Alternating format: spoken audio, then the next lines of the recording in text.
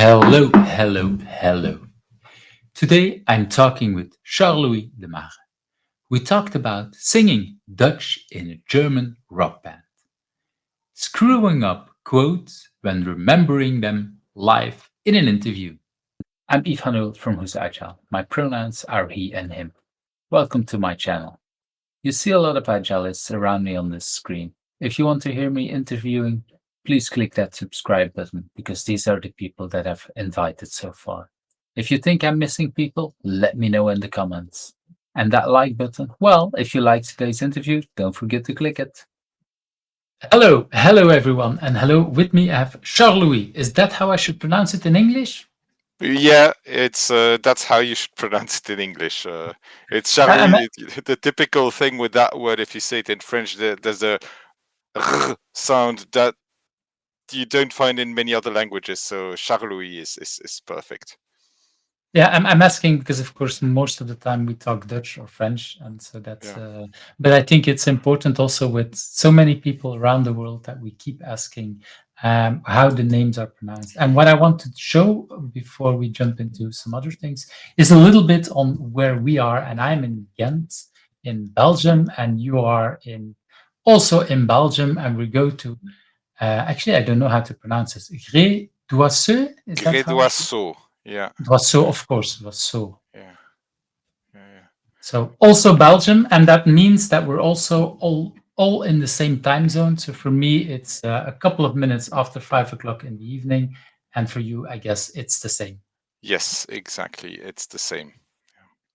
And for the few people that don't know you, could you introduce yourself before we jump into the questions? Yep. Okay. So I'm Charles-Louis. What is interesting to know about me? I don't know. I've started in IT as a systems engineer and software developer. And at some point, I realized that once you understand how machines and systems work together, actually the tricky part is to get people to align and work together. This is much less predictable. So that's what got me into the whole facilitation and Scrum Master, Agile Coach, you just name it, kind of thing. And lately, I mean, now I'm self-employed for 5 years, and lately I'm more working on specific sporadic missions and sessions than doing some long-term agile coach missions. Also, I've got three teenagers, children, although no, my eldest is now 20, so that doesn't count as a teenager anymore. No, whoa, they will kill you for that. Oh yeah. Yeah. I think the rest we will probably discover during this interview. So I'll keep a little bit of mystery. Yeah, I want to go back a little bit what you said about the people. I think, yeah, you reminded me of a famous Jerry Weinberg quote that no matter what they tell you, it's always a people problem. And yeah, that is Yeah. so true in our industry. I think that you come in and we are hired to solve a certain problem, and yeah, whatever it turns out to be a people problem. Now there is a lot of processes that can kill, because I think bad processes can kill good people as well. But then again, who created these processes or who put the processes in place? And we're coming back to the people who think that will bring some advantages and some other things. Exactly. And you were talking just before we started. You were talking also about a small booklet version of Who is Agile that I created when we worked together, and I think that was 2013, 2014, something like that. It was 2014 when we worked together at Cegeka. Who was, I think the booklet was called Who is Agile in the Core, according to the name of the adventure called Agile in the Core there. Yeah, exactly. So indeed. So just to share a little bit that we actually have worked together at some point already. Yeah, 10 years ago. Wow. 10 years ago. Time flies when we're having fun, I would say. Oh yeah. It's like, time flies like a banana and fruit flies like an arrow. No, wait. Time flies like an arrow and fruit flies like a banana. I should never try to do these quotes live. Time flies like an arrow, fruit flies like a banana. Wow. I'll probably have to listen 2 or 3 times before I write that one down correctly as Yeah. well. But thanks for sharing. And like you say, we'll probably jump into a lot of different kind of things. So let's start with that very first question. What is something that people usually don't know about you, but has influenced you in who you are? So I think the one that has probably influenced me the most in who I am is I have been a singer in a German rock band singing Dutch songs, Flemish songs. Oh God, that and again, what music was that? Of German? Was it folk or what did you say? Rock. Rock, because it sounds so punk rock to do that kind of stuff to sing in Flemish for for a German band. And so Yeah. did the audience, did they understand anything of what you were saying? No, of course not. And actually, the context is that so when I finished my secondary school in Belgium, I didn't really know what to do. Most of my friends would go to the UK or America to learn English. I had already started reading books in English, so I thought that's not really needed. But I wanted to do something different, and then I went to Germany for an extra year, and I went to a college in Bavaria, and this is actually where how should I say? It's a kind of like Hogwarts school, so like it's a boarding school where Mhm, people would be staying there over the weekend. And so with people my age, we had created a band.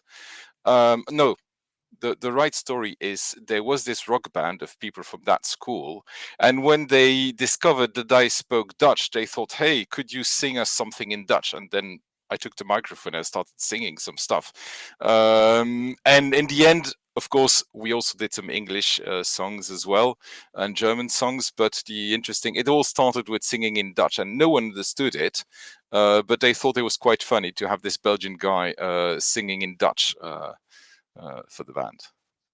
so So that there you is go. really fun. So there is that second part of that question.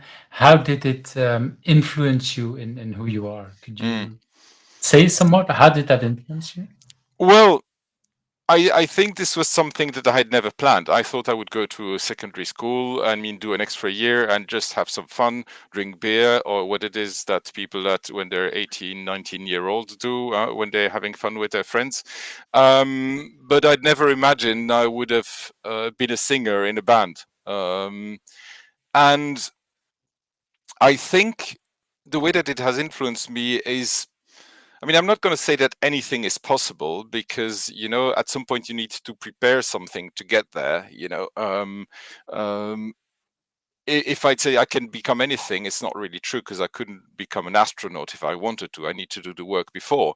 But sometimes Mhm, you get into these situations where the space is there and there's affordance for stuff. And like in that school, they had a band room where there was everything we needed to rehearse, and actually people were already doing the instruments, and all they need, I mean, they could have sung without me, but suddenly somebody said, hey, Charles-Louis, you speak Dutch, right? Yeah, can you sing? Yeah, I've done some singing, um, and so in the end, it's all about like creating the space, and it's about responding to these possibilities, or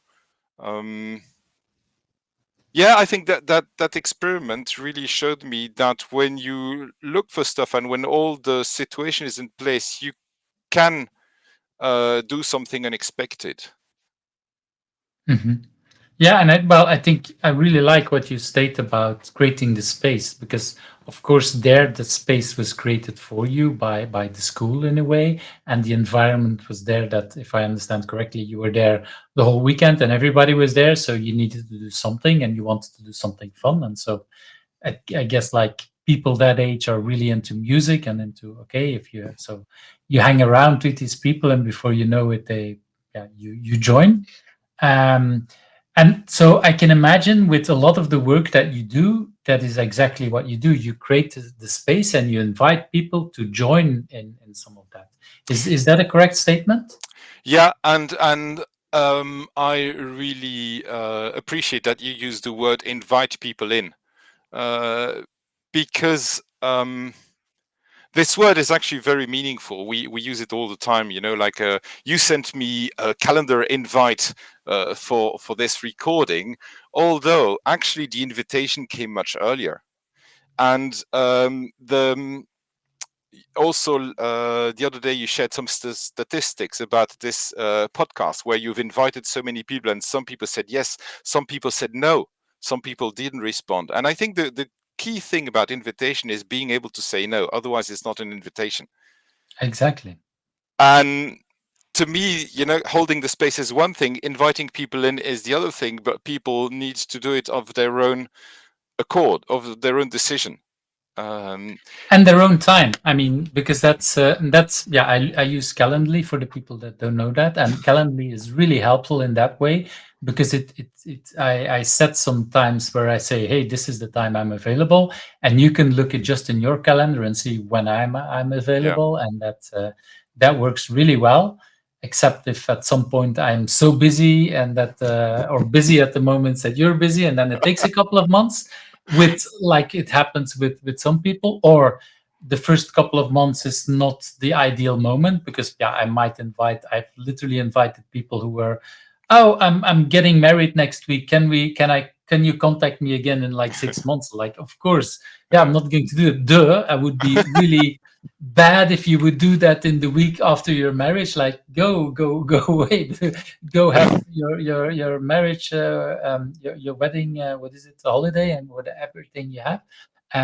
So yeah, but people have to make the time. And okay, I might re-invite somebody after a couple of months, but I on purposely try to leave a lot of space for people to jump in. And the fun thing is, like you said, I shared the statistics, and two people, because they saw it, they replied, oh, I still have something to do. And I got two invites in my agenda for the next couple of weeks Oh, because great. people realized, like, and I didn't trigger that, it didn't plan to trigger people, but it was a nice side effect where people realized, okay, yeah, true, I wanted to do this. And that is so nice, like you say, with invitations. Yeah, and I think the fact that you shared statistics was, I mean, I don't know, maybe what your intent is, maybe also to show what goes on behind the scenes. But a side effect, an unexpected side effect, again, an affordance of you doing that is these people reaching out to you then and then saying, "Oh, hey, let's meet." So, Mhm. so So my goal was, yeah, it's an interesting thing because I didn't, well, like with a lot of these things, I don't plan real big goals and big things with that. But if there is one goal about it, it's like it's also showing that it takes a lot of work to have the kind of diversity that we have. I'm not happy with the full diversity because we can always do better. But I'm happy with the fact, like for example, it's 50% women. I'm happy that, well, no. I'm not happy with the number of non-binary people because there should be more, but I'm happy that it's not zero at this point. Yeah, so that mhm. it's already a couple of people. There's more people than officially because some people said like, yeah, I consider myself non-binary, but I don't want to be open on the podcast because I'm not open to everybody in my life yet. So, which is perfectly fine. So, but that's also the kind of thing to show people, to give people the respect. Like this is, and it takes some time to, yeah, to invite a diverse set of people. And for me, diversity is so much more than just men and women. Oh I yeah, have, like I said, duos. I have people from multiple nationalities. I didn't post these numbers because it's a little bit harder, but there's people from all around the world, time zone differences. There is yeah, there is actually too many technical people and too many people who wrote the book, because somehow people always propose people that have written a book. So I'm not kind of 100% happy with that. So I have Um, not written a book. Full disclaimer: I have not written a book yet, maybe. But yeah, that's maybe but that's a little bit the thing for so diversity can go in all kind of directions, and I think that is an important thing. If we want to have a good quality, I think diversity helps, but then I, as a podcast host, I have to do the work to make sure that it's at a level that I'm happy with. And it yeah, could be that this is not what other people are happy with, but okay, I'm doing the work with the time and the energy I have to improve and to at a level that I'm saying, okay, this is already a standard that I think not many people have, and so I still want to improve, but I'm already happy with the current results for yeah. the last 120 or almost 30 podcasts that have been published right now. Yeah, and it's important to like do it with intent, like you say, like reaching out and kind of putting the word out, like, hey, these are the statistics, and I mean, you can reach out to people can invite people, and people can also reach out to you, like, hey, by the way, if you want somebody, if you want to expand, maybe I've got some, because another thing of diversity, and I'm I not want to sure there were. before you jump into that, I want to Oh, add one thing. I will want to hear the story, but there's also people reaching out to me that says, "Hey, I want to invite myself," which is another kind of invitation. yes, So yeah, that's the other kind of thing. yeah. Yeah. Sorry, I No, interrupted you. yeah, I was also curious about the diversity, and I'm not sure because there was a lot of statistics. I think you also shared about the age groups, because this is also a kind of diversity, like Mhm. people 20, 30, or people 60, 70 is a totally different experience in life and perspective on life as well. Yeah, and the Diana Larson reacted to that hey, this is strange because you or no, who else? It was Diana Larson who responded to that where are the plus 70s, because there was at least three, but they didn't. The data that I shared there was about a survey that I sent out, and unfortunately the people who are a little bit older, only one of them replied, so I didn't put that category in Yeah. because I didn't feel that it was representative for that kind of thing. That's a key Um, thing, like 100% of the responders said blah, blah, blah. But if only 3% of the people you send it out are responders, you can only work with that much of data, right? so that's why I decided for some things, like, because if you would do the calculations of many of these percentages, they don't go to fully 100, because I think, like, okay, it's not relevant at that level. It might even not be relevant for the other categories, but it shows kind of a little bit the things. And what I know it's not most proud, but one of the other things I'm proud of is I actually have a couple of people where I have both the parent and a child at different moments. So it's not in the same podcasts. So it's literally the parent doing their own podcast and then the child doing their own podcast.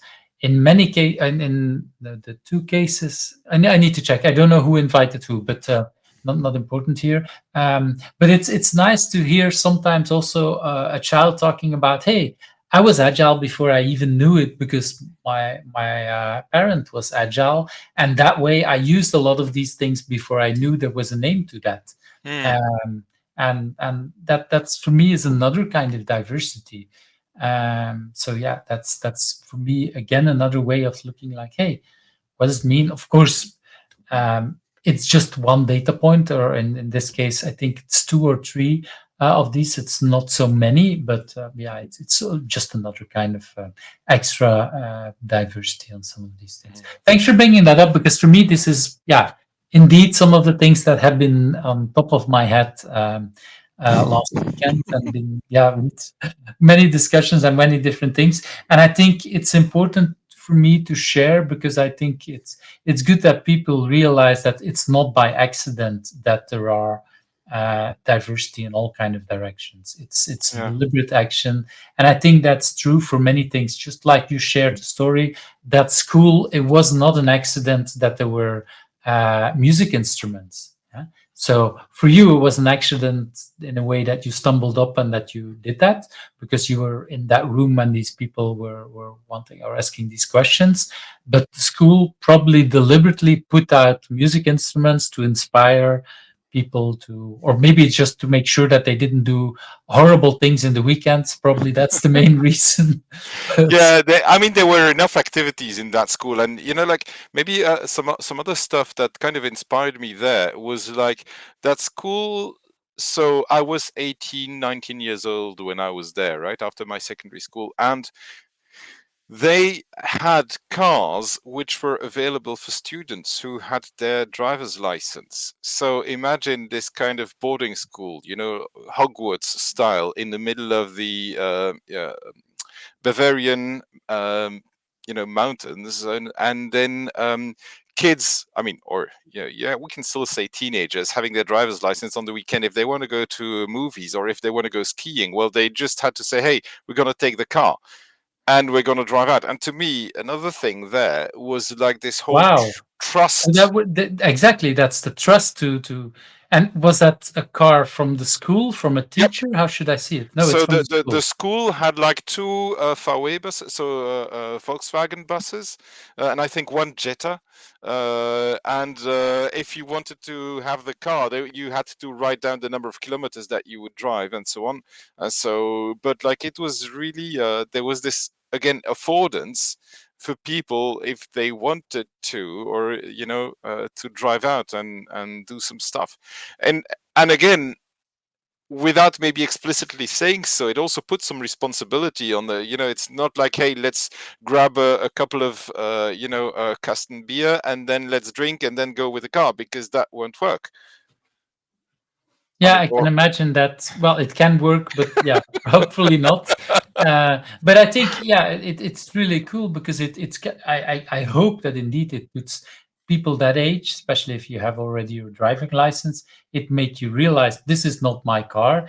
These are my friends. So if I drive and if I drink, I put these people into a dangerous position. Okay, I think we all know people, or unfortunately, we know people that might not think that that's a Mm, problem.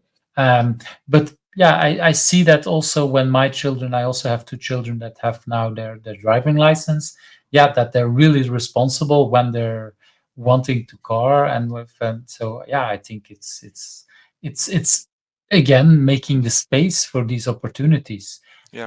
And I think that's I recognize that worldview and creating space. I do remember that a similar story that I have for a workshop I did, the Core Protocols Bootcamp. We did a Okay. full week. So it's basically 5 or 6 days that people are there together at the location. So people sleep there. And I remember on the first day, I just put my camera there and I said, this is for you as a team. You do with whatever you want. Just make sure that I get it back. And I remember flipping to the photos on the camera when I was home, and I saw a couple of pictures that were like almost dark. I was like, okay, should I delete them? But yeah, I have a history that I've lost almost all pictures of my youth, so I don't like to delete pictures. So I didn't delete them. I downloaded everything to my computer, and to my surprise, they were wonderful things where people I think with candles, wrote words in an empty room that was black, that was dark. So you saw words written out in candlelights or something like that Wow. because they moved the candles in a way. I know more or less in theory how to do it, but I have no idea how we would actually do that Mm, with the way that to work with that camera. And these are things, still pictures that I use to these days because I really love them. And some wow. of them are really smart, like trust is one of them. And it's like, yeah, this is a story about trust, so that's really nice. But there's like, I think there was one responsibility or something like that. So how do you write responsibility in such a small time frame? In like, how wonderful. Wow. And I would never have had these kind of wonderful pictures if I hadn't put there my camera and just told people that actually, I think 3 of the people from the 7 or 10, no, I think 10 people were there. I think there was only 3 that I actually knew a lot before the training and that I would already say I trust them. The others I got to learn during that week. So yeah, that's for me. That's I really like to give trust by design, Yeah. but in small doses. I mean, you give them the kind of thing, and I can imagine that the school might not have given the car on the first day. That's like, okay, we teach you a little bit, we show you what it means, what is respect, what do you need to do, and these are the rules, and then gradually it moves to more and more, I would Yeah. say. Yeah, I didn't have my driver's license at that time, so I don't really know the process. But also the interesting thing is, I mean, we were all staying there the whole year. I mean, only coming back during holidays at home. Well, people who were at that school who needed to learn how to drive needed also to get the opportunity to drive. All So right. if you're in a boarding school for 5 years or something, like at which point do you learn how to drive? True. That is something that yeah, I see that a lot. Is that yeah, doing and that because you learn most. For me, I've teach both of my children and actually my partner to drive, and you only learn really driving once you have your. I'm convinced you learn most of the driving once you have your driving license. Yep. In the first Yeah. couple of years, you do a lot of kilometers. With the oldest one, because he started to learn it during Corona when we were locked down, I taught in the first weeks of Corona. He literally had his theoretical permit the week before we shut down. And I thought, okay, there's nobody on the street. This is the perfect moment to learn to drive because this is the moment to do it. I later heard that it was illegal to do that, but for me, it was like, we're together in one home. We're always sitting together. Why can't I be in the car with him? You needed to have a goal for driving, but there was a goal, teach him to drive. Yeah, to teach them to drive. So I'm sure you would have been able to work that out. Well, yeah, I'm not 100% sure because I heard other stories from other people. But anyway, because of that, he did like, I think by the time he needed to go pass his driver's license, he had 5,000 kilometers behind him because we drove a lot of things, a lot of time. Every day, what's there to do? Okay, like it take an hour to drive. And so for months, we drove an hour or two in the evening for teaching to drive on streets that were mostly empty. So there was almost no danger. Well, driving is always dangerous, but still a lot less. And so, yeah, that for me, that's you learn a lot there. Exactly. Wow. Already very interesting conversations going in all kind of directions.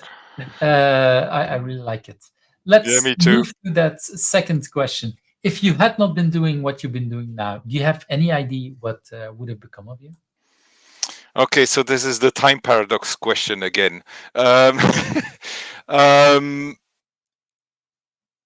Interestingly, when I was 15, 14 years old, I told my parents, I want to study psychology. Mm-hmm. And then they told me, hey, but you're good with maths, you're good with computers, you're good with science. Why don't you do civil engineering, at the university, right? Makes sense. So I said, okay. And then, of course, what needed to happen happened. I was on the university benches. And I mean, in hindsight, I think I could have done it, but I think I was not really interested. Yes, I could do it. But it took me a lot of effort to get into the stuff. And maybe I was only interested in some classes and the others were like not really interesting. So I think if I would not be doing what I'm doing now, I would have started my journey with psychology, which is actually interesting because it comes back to what I was saying in the introductions about like how people, like for systems and for machines, once you know the rules, it's kind of easy. But for people, it's always a surprise what's going to happen. So, but I think my entry point would have been that, and who knows what would have become of me. Yeah, you might have gone from psychology and then said, okay, I know some things about computers and move into that kind of space from a different angle. We don't know how that kind of thing is. And so just to finish the story, when you said you were at university, were you able to finish your university there, or because it sounded like it was not interesting to you? How did that No, so go? basically, I did my first year at the university in Louvain-la-Neuve. And my first year, I failed, not miserably.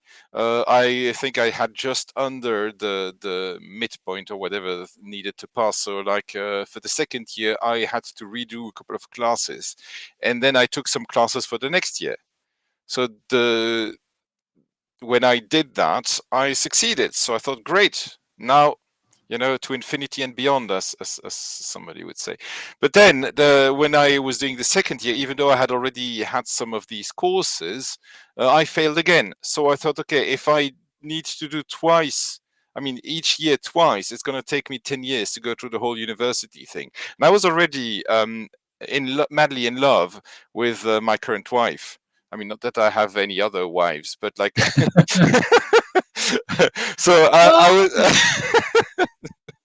So I was already madly in love, and then she had like almost finished her studies. She's like, "Hey, what's taking you so long? You could have done medicine, and it would also taken you 10 years." So I like, okay, let's do something in computer science. And I did a kind of, I think today they call that a technical bachelor. I'm for the Europeans, I'm from the generation that did their studies before the Bologna incident, or Bologna whatever renaming of the whole thing. And so it was a 3-year thing on computer science, which I passed without any major stories. Which got me into my first job then as a systems and application support specialist, writing Perl scripts, configuring Oracle databases, working on HP UX, and so on and so forth, and basically being called at night when the little green lights became either amber or red. Wow. Something like that. But it's you it's both the very good studying and the harder studying. I would say there's like two stories there, so it's interesting. Yes. Yeah. And so, but you listen to your partner. That's also a good thing, I think, or at least probably from our I mean, point of view. it's important. I think if there is one life lesson, like listen to your partner. I mean, if you decide to do a part of the road, it doesn't have to be like lifelong partner, because life and stories and like that. But like, if you decide to travel the road, the walk of life together, at some point, it might be good to not be the only one doing the talking, right? If you don't do the listening, then. Yeah. I like that. You might, that's well. It tells you a lot about a relationship if there is no investment, and if you don't indeed listen to each other, and it goes in both directions, I would assume as well. Yeah, exactly. But I think it's well, I would say sometimes our partners know us much the best in a way, especially after a long time together, and so they might see things that we don't see yet, and they might hold as a mirror. The first couple, for me at least, the first couple of years, that wasn't always nice, because it was like, yeah, you read that mirror, right? Exactly. It's like, why you're not right or whatever, and it's like, yeah, okay, you're right, yeah. So it takes it took us a couple of years to actually find the right balance, and I think depending on how well we slept or whatever happening in our life, how stressful our life is, the easier it is. But I think it's also about making time to make sure that we do listen and that we do have that kind of things. Yeah. Yeah, because there's listening, and then there's also understanding what the person actually means beyond the words. Like, hey, you're telling me something, but okay, I have probably understood something from the words you use, but is that what you mean? Oh yeah.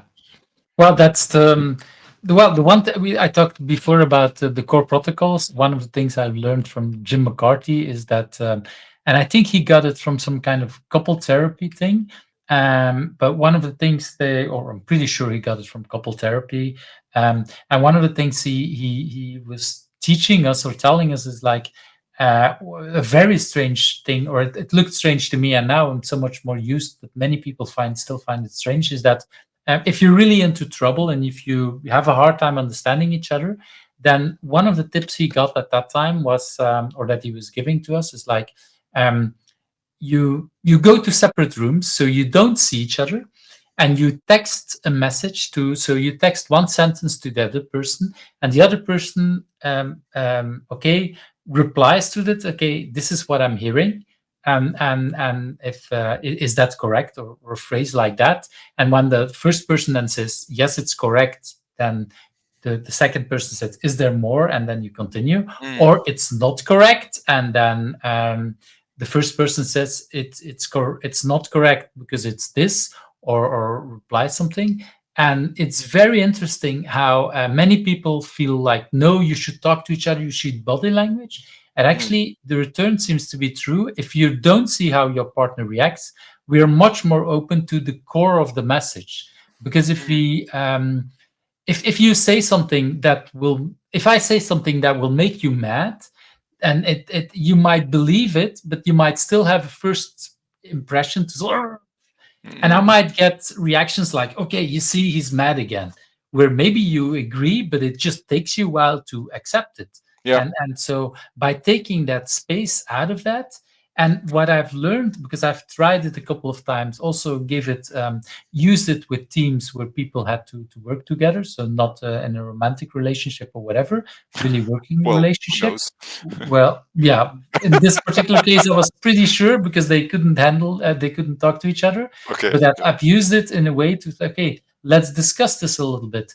I didn't do it in separate rooms. I said, okay, let's not look at each other, sit back to back, and text in a way to Oh, each yeah. other.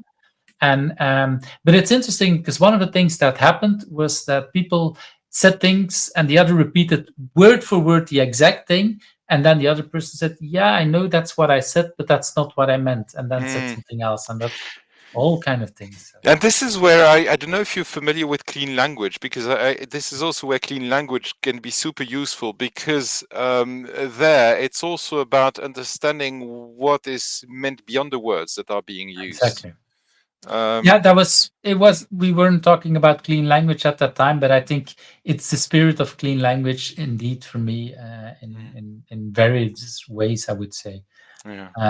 Because that's exactly, it's making sure that we understand what the other person says. It's not here.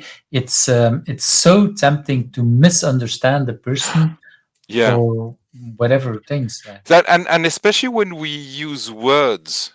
I mean, we could both agree that we understand the same things with written text as well. And I like this idea of texting each other to kind of understand whether we've understood each other. Because a couple of years ago, I was teaching visual facilitation at a group of people in the education systems in Benin, in Africa, in West Africa, or Benin in English. Pronounce it anyway.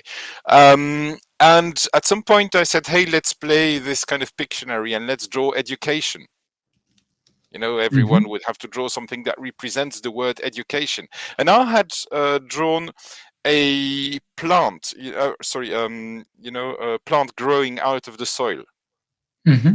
And when I showed my drawing, they all said, we don't get it. I'm like, well, it's education. You prepare the soil, and then the person learning will grow depending on whatever conditions and so on, and they will take whatever it needs in order to do whatever they can do, they want to do with the new content. And they're like, no, we don't get it. I'm like, okay, that's strange. Can you maybe show me your drawings? When I looked at their drawings, I saw schools, I saw teachers in front of children, and so on and so forth. I'm like, okay, that's interesting. And can you explain me your drawings? And they told me, Charles-Louis, here in Benin, the teacher is really responsible for transmitting the knowledge to the newer generations. And like, oh, that's super interesting, because the way that I view this in Belgium, not saying that everyone views it, is like, to me, education is providing affordance for learning so that we can take whatever we need in order to be successful in the later life. And then we continued the conversation, because then I said, okay, now let's imagine that Belgium and Benin are in this, help program. Well, Belgium agrees to fund a development program for education in Benin. We write a beautiful document agreeing on all of the terms, right? With education written in all of the sentences. And then the Belgian people come and start teaching the teachers how to teach. And they're like, that's not what we agreed upon. Hmm. So, like That's even using those words it's about understanding what we mean beyond the words. yeah, and I think for me, well, especially one of the things I've learned over coaching and working with many people is that it's yeah, I need to double, triple, quadruple check all my assumptions and repeating. And I know that it sometimes drives people crazy because it's like, I just said it. Can't you just hear it? Why are you questioning me? And I'm not questioning what you said. I'm questioning my understanding. Yeah. And do I understand you correctly? And I know that. Well, also with my partner, there was a time that it was really hard for me because I wanted to ask questions because I wasn't sure I understood it. And for her it felt like, okay, you're questioning me as a person. No, I'm trying to really understand it. You should understand. Yeah. So Yeah. there's many different ways that people think, I just said it, you have to understand myself automatically. Yeah, it's Yeah. It's not not that so easy. easy. And I love your story because it shows also the context that we're in, the context, the culture, and it's so many different kind of levels where that is important. Yeah, and Um, it's key when working with groups. This Finnish professor called Osmo Wio said something about the laws of communication, and one that I really love is communication usually fails except by accident. Uh, wow. I think it's wonderful, and I like to bring it out once in a while in workshops. Like, hey, let's start with agreeing that communication will not work, but let's try and do whatever we can to make it work better.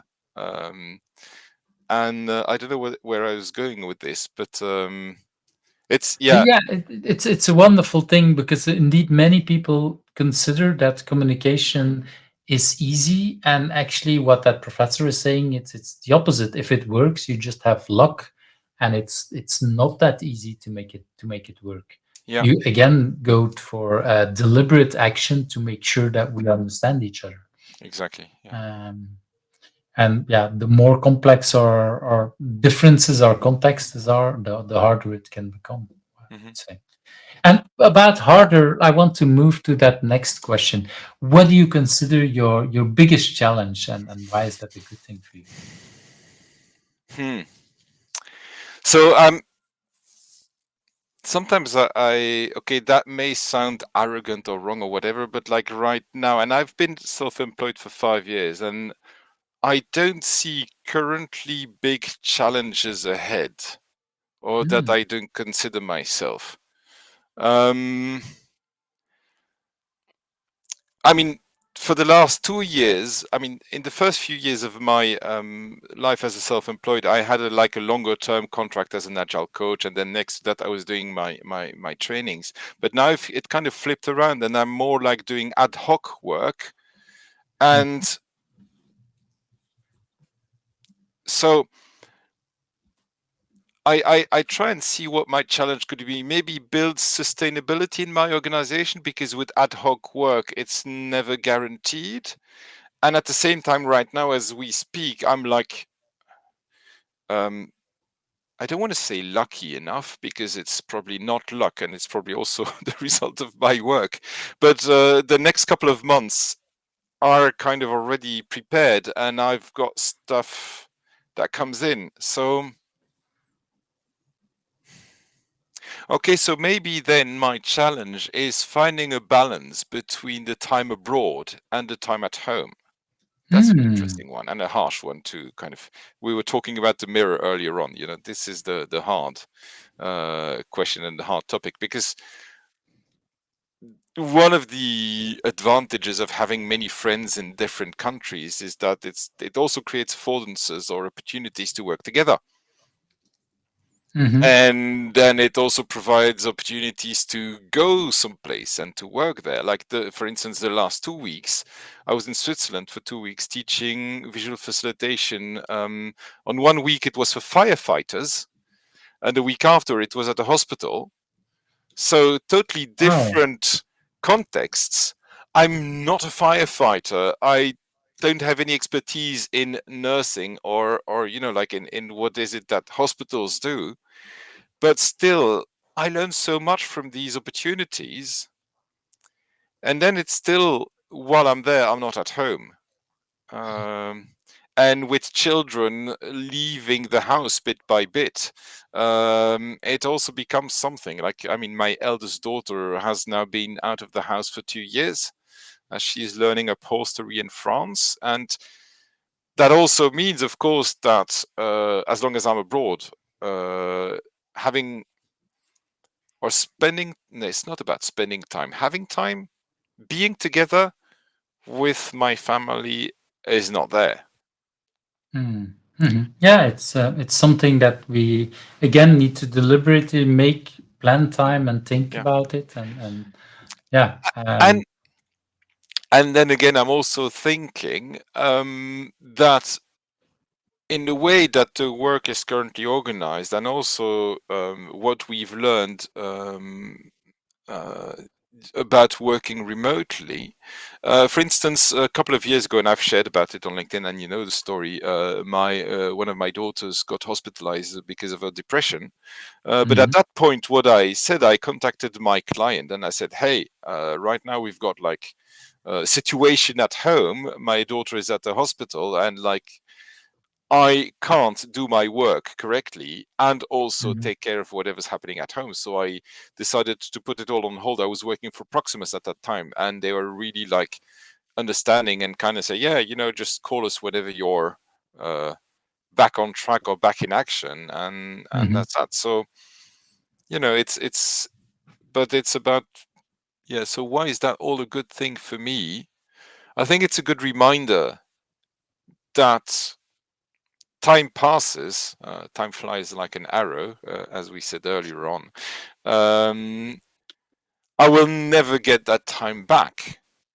So I'd rather make sure that the present is also taken care of. I like that. Yeah, it's like you say, especially when children move out of the house, temporary or for good. It's like, yeah, my oldest is 21, studying already a couple of years at university, but still living at home. But I know that he won't be here. Well, I hope he won't be here in 10 years anymore, because Yeah. that's not healthy for him and for us either. But at the same time, of course, yeah, it's like this is the moment that we still have together. Yeah. It's one of the reasons why I do this podcast and go much less to conferences this years, because it allows me to talk to my friends in Belgium or abroad, but from my own home. It Yeah. takes a while, so that the whole time people can, if you just look at the video now, you see how long we talked. I don't know yet. You will, the We'll people see. that will listen or are listening can see it already. But I know that once this is over, I go back to my family and I can talk, Yeah. and we can have the rest of the evening as a family. Yeah. Yeah. And this was also one of the advantages during lockdown. I've worked with NGOs in Indonesia and in the Philippines Mm. while staying at home. And it was like starting at 7 a.m., starting at 8 a.m. For a couple of hours with them, while it was for them the end of the day or the early afternoon. But we were having a synchronous moment without leaving the house. So that was also like a great opportunity to do some work without having to travel every couple of months to the other side of the world.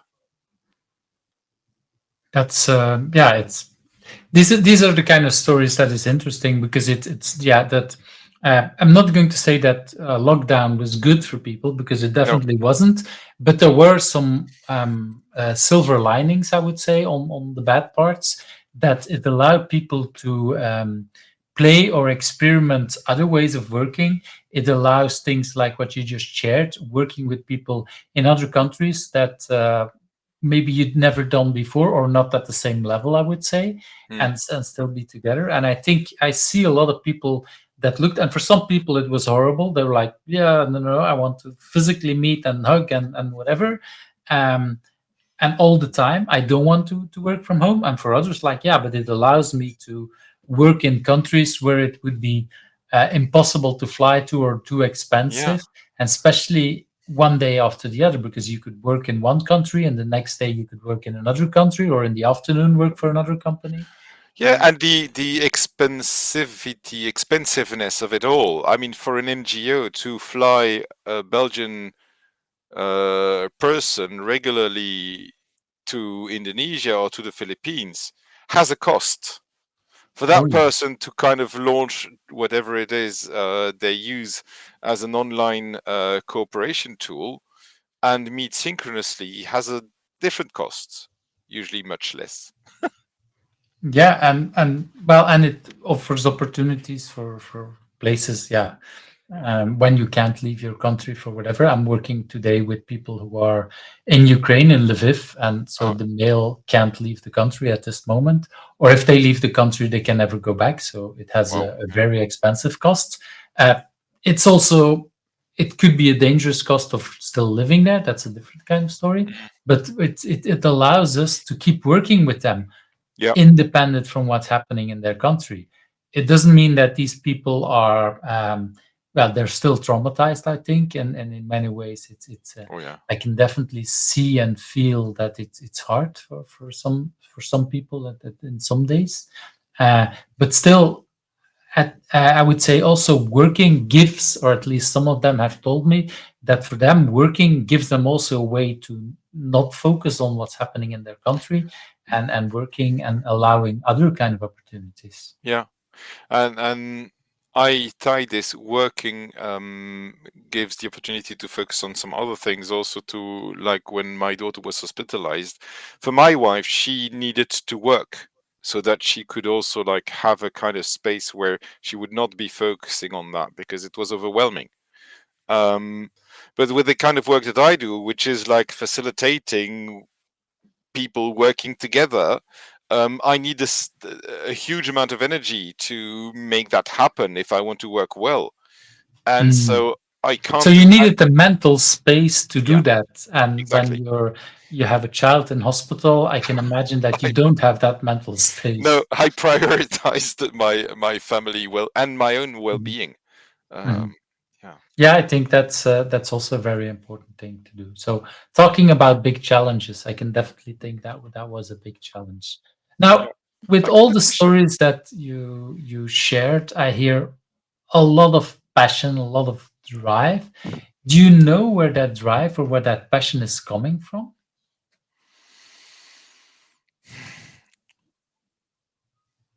Um, maybe. Uh, I think there is a little bit of it's not about curiosity. Maybe it's somebody said yesterday, talking about me during a workshop, that there was something witty about me, and I like viewing the world through kind of, like, um, you know, uh, trying to be curious about whatever's going to happen. You're like, hey, what's going to happen next? It's not written yet. So like, it's about bringing in, even when with complex situation, even with yeah, I think there is a kind of not funny, because it's not that life is funny, but more witty view on life. That Mm, life holds many surprises, and I'm eager to see the next one. mm. And so for you, and I make then the link also to the fact that you're now at this point working smaller gigs or smaller things and not long term. Is Yeah. that related to that, because you like to hop and go to different kind of places? Yeah, yeah, and maybe it's also linked to some of, because I grew up, like we're both from Belgium, but I grew up as in a French-speaking family in the Dutch side of Belgium. So Mm, I grew in a bilingual environment. Then I went to Germany, so like I learned about different cultures, or because depending on the way we are, or even the language we speak, we do things differently, or we view things differently. So it's all about, like, I maybe I learned very early on that there's different worldviews, there's different realities. And Mm. so working on these different gigs, working with these different opportunities also allows me to see, hey, what will this bring as an next surprise? I was talking earlier about the NGOs in East and Southeast Asia. So how some people have asked me, hey, how did you get to work there? I'm like, I could say, I don't know, but looking again at the possibilities and affordances, at some point I was running a workshop in an online conference during lockdown. Somebody saw me in action, whatever that means, and reached out to me to say, hey, would you like to help us on this facilitation track that we want to do for some NGOs that we support in Indonesia, in the Philippines, and so on? So I was like, yeah, but I've got no experience with East and Southeast Asia. So I also called my friend Francis Laleman, um, who has lived, half his life in Asia, and like, hey, maybe this is something we could do together. And so Mm.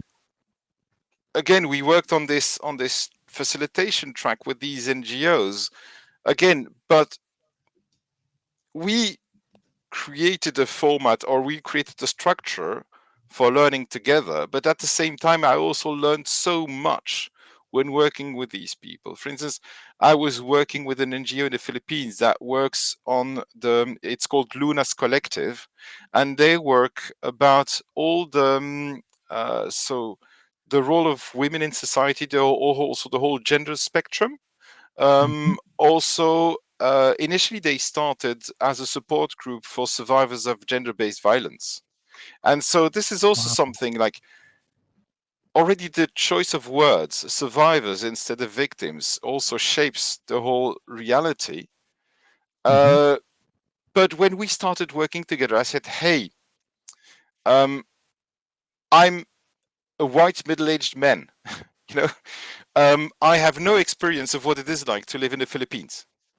I don't even Mhm. know what it is like to be a woman or a gender minority. I don't know what it is like to be a survivor of gender-based violence, and so on and so forth. So how could we work together knowing that? And I didn't want to enter into this colonial white guy is going to tell you how you need to do the work. I Exactly. think Yeah. I said it kind of bluntly like that, and they were like, this is actually also what we're looking for. We're looking for tricks and techniques that we can use. And so I said, yeah, but what I expect from you is for you to give me feedback on whether that works or whether that doesn't work, because otherwise we're going to enter into this monologue and so on. And that was really great. And so I long someday to go to the Philippines and meet them in person, because we've done some wonderful work together. And for instance, something like clean language is something they found so useful, especially when talking with the survivors, without falling into the trap of empathy, like, oh, I feel you, or I see what you mean, because no Mm. one can be in the survivor's place. That I think that's a really nice thing to add there, because yeah, this you can kind of empathize or sympathize, but you can never feel that unless Mm, you've lived it, or yeah, yeah, and experience it. But that sounds so wrong there in yeah, this kind of no, context. But yeah, I think it's so important to actually see that kind of thing. Like, and as a facilitator, well, it's good that you brought that up before, because it indeed shows to people like, okay, I know that I have a risk of saying stuff that will trigger people. Let's look at that, and let's see how we could avoid that, and let's see how we can yeah, yeah. have other kind of ways of dealing with that. And in a way, it also comes back to the whole responsibility thing that we were talking about. It also brings the responsibility for success to everyone in the group, not only the teacher or facilitator. Mm, I like that. I like that. It's yeah, and it's well, and especially I would say with survivors, because then they feel much more in control of Mm, things, because that's again, I have not there, so might make a dangerous assumption, but I think for them, coming to a situation where they're in control is part of their healing. yeah. Uh, And that Yeah, that yeah. that might be an important part to, yeah, to go there and then to actually have them again that control. So thanks for sharing that. And it's indeed, again, shows a lot of the drive and the passion, because we jump into so many different kind of projects. I It's interesting because we know each other, and sometimes run into each other. But I had some idea of some of the things you've done, but not the vast of these things. So I hear also a lot of other kind of things that you've done. So that's really wonderful. So thanks for sharing that. So talking Thank you. about vast and talking about all these different kind of things, what do you consider your biggest achievement so far? And maybe even before I jump into that, the question I start to ask now these days is that this is basically your moment to brag and to be really proud. Is that easy for you to brag or to be proud about things you achieved? I love this second question, or this bonus question. So I'm going to start with that. This has changed. Mm, In the past, I used to be very like discreet about the stuff I'd done, because mhm, this is an interesting thing, and I'm going to share something that not many people know. But I come from a family that is from the Belgian nobility, and my wow. grandparents had lived in a castle, whatever that means. When I was a kid, of course, I was in the village where my grandparents lived, so like everybody knew who I was, and you know. But when I started going in secondary school, my parents told me, "Hey, if you don't want to get annoyed by other kids, don't tell them that you're from the nobility. Don't tell them that your grandparents live in a castle. You know, like Mm, hide who you are." I mean, that's how I interpreted like all those generations afterwards. Because yeah, it's part of a privilege, and kids can maybe not understand what it is like, or have some assumptions. I was going to say mhm, wrong assumptions, but assumptions are always assumptions. So like, uh, um, and judge me before knowing me. But so like in the past, it was really hard for me to brag about stuff that I've done, or to kind of be proud. Now what I'm doing is I'm writing about stuff that I do on LinkedIn. Maybe not to brag, because I also write. I mean, I think I'm more interested in writing about the hard stuff than the stuff like, "Hey, that happened. They were so great," and so on. You know, like it's easy to talk about the successes, but it's harder to talk about the struggles. mhm, Um, so I'd rather talk about them. So bragging has big. I mean, bragging, whatever that means, you know, like talking about mhm. my accomplishments has become easier uh, than before. So that's kind of the Mm. introduction.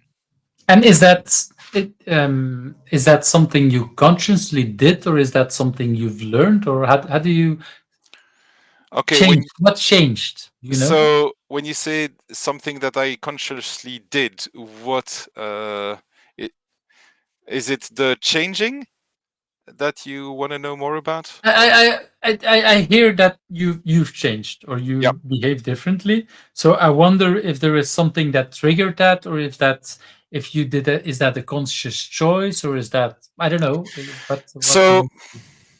I don't know. Maybe the more conversation I had with people who were really interested in what I did, and then were saying like, "Wow, this is super inspiring," or "This is interesting," or "I want to know more of," and I was like, "Well, for me, it's easy."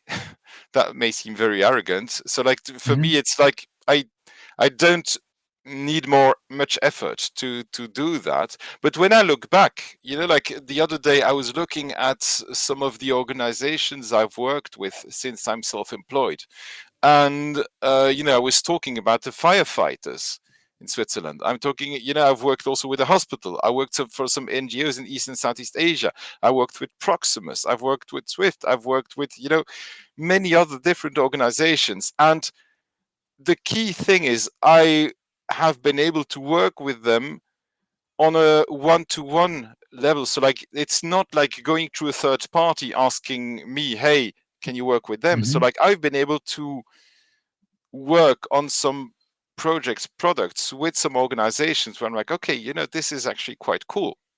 And so this is maybe my biggest achievement, is that in the 5 years where I'm self-employed, all of my work has been done like directly through me, Wow. if that may mean anything. Yeah, I think, well, especially in the current climate, and especially for a lot of smaller assignments, that would mean that's a lot of organization or a lot of things that you need to do to make that Yeah. work.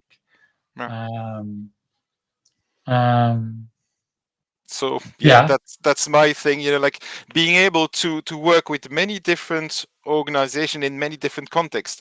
Another thing, like last month, also something totally new. I have been facilitating a retreat for an VZW. How do you say that in English?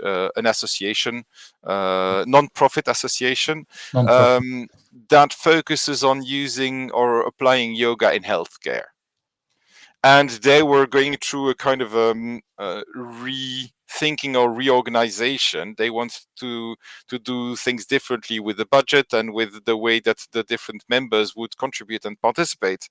So I was called by somebody, through a friend actually, who recommended me. And so then I was called, hey, could you facilitate a weekend retreat for our association?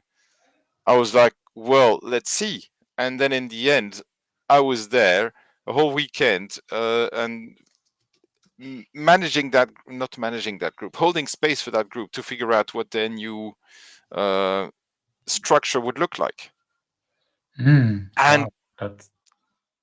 yeah, But it's wonderful that you can share all of these different kind of things, and I think it's what I like about that is that it's not just one achievement. It's actually a combination of a lot of small achievements that are together a big achievement in a yeah. way. Um, And And you know what? Earlier on, I said that it's not about luck, being lucky, and it's about the work. And maybe this is one where I'd like to quote a friend on that, because a couple of months ago I was with a friend, Mandy Sana, in London, and we were discussing on how lucky we both were. And then we really reflected on: is it really luck? Or is it based on our accomplishment and the work that we do, that people know and that they can reach out to us? So like, this is a nod to Mandy about this whole discussion about being lucky, or being just being good at what we do. And yeah. I like that. I like that, and it's yeah. I think, like you said, it's an achievement on its own, Yeah.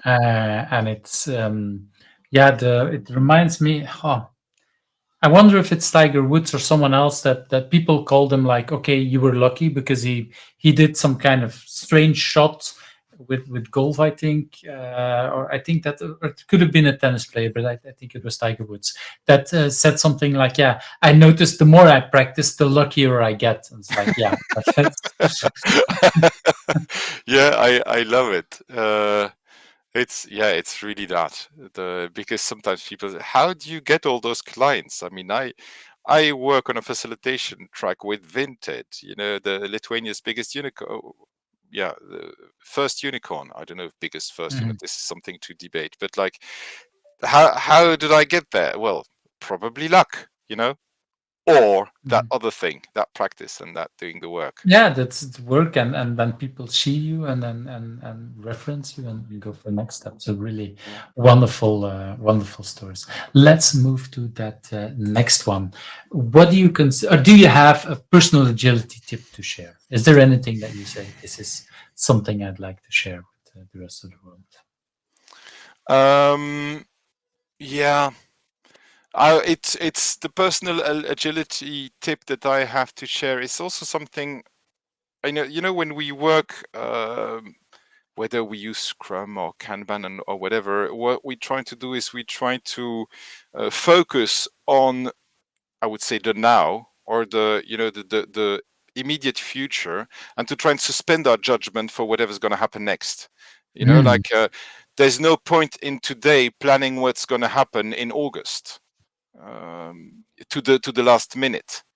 So That last part, I think, is rather important, right? It's the not to the last minute. exactly. Uh, so yeah. Yeah.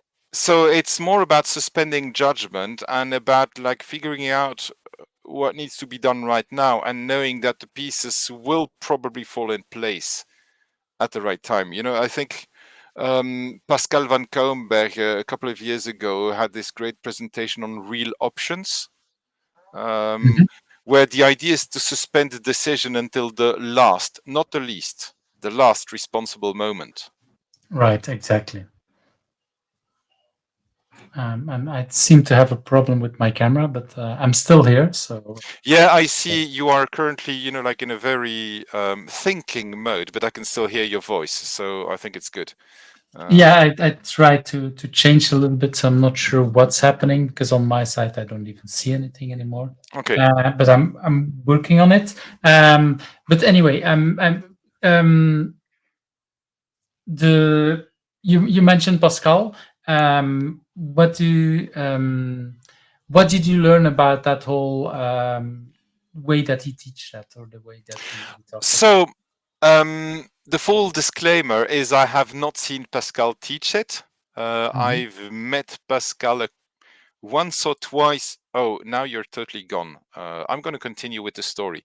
So I've met Pascal once or twice in the early 2013s, 2014s, and in a couple of events, agile events. And the whole real options thing is something that I discovered in one of his slide decks on SlideShare, or was it on YouTube, a video. And so the thing that I learned, maybe not necessarily from the way that he teaches it, but more importantly from his slide deck, is that the whole thing about postponing the decision making until really the last possible moment. That doesn't mean that no homework needs to be done. Of course, we need to research and do the stuff, but then it's all about figuring out what to do now. For instance, right now, Eve has totally disappeared. I can still continue with that story, but at some point when I have nothing else to say, I'll probably be figuring I'm out what still happens next. And of I'm course, still now trying you to are there. figure out. I'm You still still trying hear me? to. I can still hear you. I'm still there. I'm still trying to Okay. figure it out. But my camera is been off. I'm not sure if you see Yeah. my camera, but I So don't. I don't see your camera now. I see a purple screen, and on the on the interface you don't have any connection. Like on the Mhm. smartphone when there's no data connection. So Yeah. all the Yes. bars are gray with a small X on top. So that's what I see. But I'm still here. I can. Yeah. Yeah. I can hear you. I don't. Yeah. Um, Was my you can't hear me. answer No. relevant to the question? Yes. I love the answer. Because it's also I didn't know that you didn't have that because I've seen the course from Pascal, or I've been with these slides. So yeah, for me, it's I can relate to that. But it was interesting for me to learn that you've never seen Pascal talk about that. So that's Yeah, no. the interesting part. So I've only seen him, I think, in a couple of meetups, because in the early days when I learned about agility, I loved his XP game, which I tweaked a little bit. So his way of teaching about things that happens, about predictability, about things that about the way that we decide which risks to tackle first or whatever. So like really I love that one. And then yeah, but coming back to the whole personal tip, I would say the suspend judgment or real options thinking, where like do your homework but don't decide too early, decide at the right time. I think that's more or less how he says that. Are you still there, Eve? Okay, you're still there? You're not there? Okay, Eve, now I can't hear you. Oh, there's a third or person here. Now another Eve is there. And you are either muted or something because I cannot hear you. Nope, still not. I cannot hear you. So this is the joy of doing stuff live, because stuff happens. We were talking about that before the recording. It was so funny, but like now we are experiencing it. You I can mean, hear me. Is that correct? yes, now I can hear you. And the funny thing is, now I am under the Who is Agile title bar. You're not. So I wonder who's Yeah, interviewing whom. I think I know how to move that around, but I'm not going to do that now. So the interesting thing is that somehow my browser had a problem, and so I launched into the same program on the same browser actually, but on a different app, and then everything started working again. So yeah, very Great. interesting to see things like that happening. Yeah. And you kept talking, and that's so. Thank you for that, because I've actually worked a lot with Pascal. I've used his extreme, his and Vera Peters' Ve- extreme programming XP game. Sorry, that's what it's called. You talked briefly about changing that game. Could you say some more about how you changed that game? Yeah, so first of all, I'm not sure whether this game or where people can download this game today. I know that in the past it was easily searchable on Google. Um, I will so add it to the show notes because yeah, I'm pretty sure I know where to find it, except if Pascal took it down. I don't know. yeah. So for people who don't know the game, I'm going to explain it in a couple of words, and by the same time, I will also explain how I run it, and maybe not the official one. So the idea is that I facilitate that with multiple teams. So basically, people have stuff to do, and stuff to do means you've got index cards with some things that you need to be done. For instance, fold so many hats, fold so many boats, blow so many balloons, organize so many cards, and so on and so forth. So I think in the original game, there is a structure where people first need to put the hat of the PO and decide and weigh all the events, all the elements, and so on, deciding in what, or maybe not in what order, but like how they're going to tackle their backlog. And then there's the implementation phase, and then after that, people come back to the reflection. So it's been 5 or 6 years that I've run this game, so like my memory may get a little hazy. I think I simplified a couple of the steps by removing this page. Like, we are the customers, we are the developers, but I ask, hey, you are the developers, and I'm actually the customer. I'm asking you to do stuff. So I hand the envelopes to them. Also, another thing is, in the past, when I would introduce the game, I would teach the theory up front. But the last years I've done that, it would usually be the first things that people would do when we would enter the room. Folks, welcome. You're not here to listen about who I am. Let's play a game called the XP game. And so, laying out the instructions, and then during the debriefing, we would then figure out what needs to happen. Or we would figure out the whole learnings about that. So I'm not sure whether that's how you ran it, or whether Pascal runs it that way. There's multiple versions, and I think actually in the beginning. So some of the things that you done are definitely were at some point in one of the versions of the game, because I think Okay. it's at version 5 or 6. They on purposely said like everybody needs to play both the developer role and the product owner role, or the people deciding it. I think in there it's called the proxy customer role. Yeah. So to use that, but there is still a customer that will accept or not. So actually, I have a fun thing that my now 19-year-old son did. I brought him with me to a couple of sessions I did for customers, and did play the role of the person accepting them.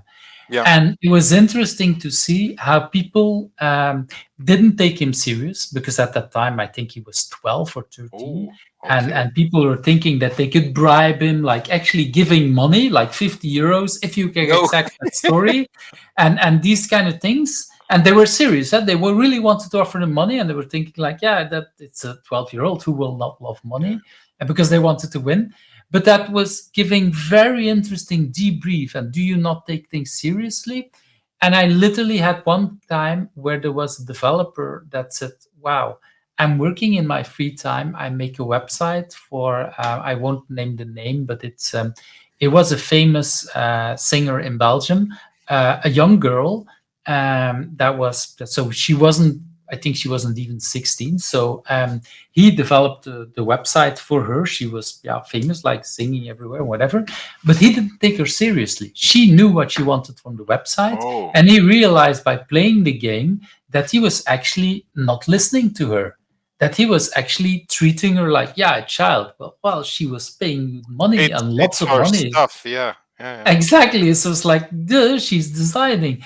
And he didn't realize it while playing the game. He mailed me afterwards. He said, like, Eve, the debrief, I didn't think about it, but then the next day I had a meeting with her and I saw myself doing the stuff that my colleague did in the exercise. And I was like, oh damn it, shit. And he confessed to her, and she said, well, thank you for saying that, because I was on the board of stopping working with you, Wow. because I didn't felt like you were treating me seriously. So thanks for doing that. Coming back to the whole listening to your partner thing that we talked about earlier Exactly. on. Exactly. So yeah, for me, I wanted to bring a little bit, because I asked some more about the game, because I think it was a game that was created in the early 2000s, 2003 to something like that. Was very popular, was played around the world. Pascal and Vera really played it, and I think I would dare to say it was one of the first agile games that existed. It might not have been the first, but it was really designed to teach people for the exact same reason as what you said just earlier. They didn't want to just lecture people because they realized it's not working. Okay, we don't, they didn't consider themselves, or I'm filling in now, but I think they didn't consider themselves as really trainers or teachers, but they said, we know how this thing is doing, so let's build something. And then they created multiple versions of that game to and yeah, and it's open source with the idea that people can change it and that people can do it. And yeah, I think it's a wonderful game to really teach people a lot about planning and a lot about other kind of stuff. Yes, and this is really the key thing, because you also say that all of the, I mean, when you mentioned about these people either reflecting or sending you email afterwards, and this is something that I've seen more or less forgotten lately, is the power of the debriefing. And sometimes people Mm. do the lecture first and then the activity, and then, okay, we're going to have a break now. But, this, my friend and also mentor in the world of learning, Sivasalam Tyagarajan, and some people call him Tyagi, he usually says something like, people don't learn from experience. People learn Mm. from reflecting on their experience. Thank you for saying that. That is so true. That is when. So that's one of the big changes that they made in the XP game.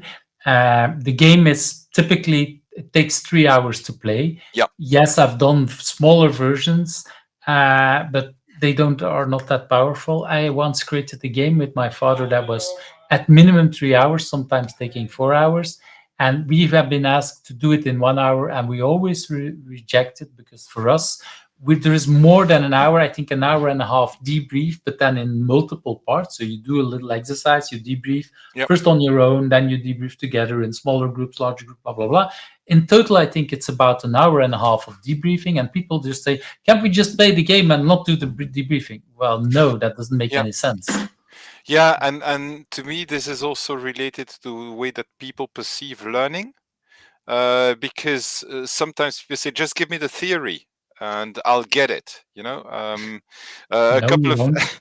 couple of years ago, that was also very interesting.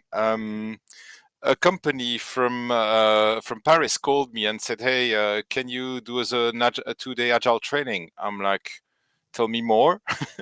So, because I wanted to understand the context, and it was a kind of a startup with very young. I mean, very young.